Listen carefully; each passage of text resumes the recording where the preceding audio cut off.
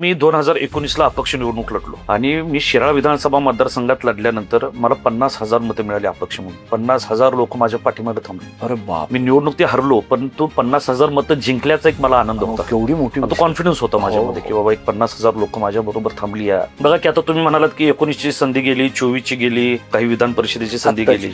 बरेच लोक म्हणतात की बाबा मग तुम्ही भाजपमध्ये कसं काय अजून किंवा माझा प्रवेश होता तो आदरणीय नरेंद्रजी मोदी साहेब आणि देवेंद्र फडणवीस साहेबांच्या कामावर विश्वास ठेवून मी प्रवेश केला. आणि जेव्हा मी प्रवेश केला तेव्हा भारतीय जनता पार्टीची सत्ता राज्यामध्ये 19 साली नव्हती. महाविकास आघाडीचं सरकार आलं होतं. एक अभद्र युती ह्या राज्यामध्ये झाली होती की शिवसेना आपला विचार सोडून काँग्रेस आणि राष्ट्रवादी बरोबर गेली. आणि मग बघा की 8-9 सालापासून ते 19 पर्यंत कोणत्याही पक्षामध्ये मी नव्हतो. त्याच्यामध्ये मी जिल्हा परिषद सदस्य झालो, तेही आघाडीतून झालो.